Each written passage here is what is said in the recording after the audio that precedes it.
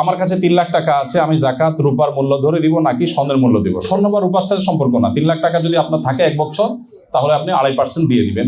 এটাই হলো জাকাতের বিধান। আমার 35 ভরি গহনা আছে, আমার 2টা বিবাহ উপযুক্ত মেয়ে আছে, আমি যদি তাদেরকে গিফট হিসেবে গহনাগুলো ভাগ করে দিই, তাহলে কি আমার জাকাত দিতে হবে?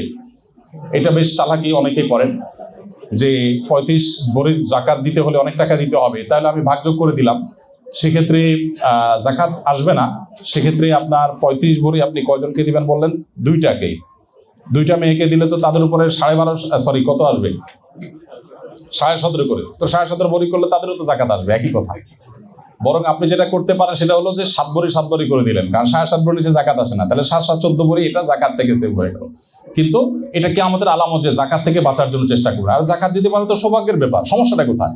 একটা অংশ, সামান্য অংশ বিক্রি করলে আপনি কয়েক বছর জাকাত দিতে পারবেন। বিধায় এটা থেকে পলায়ন করা উচিত না, এটা কি আমাদের আলামত।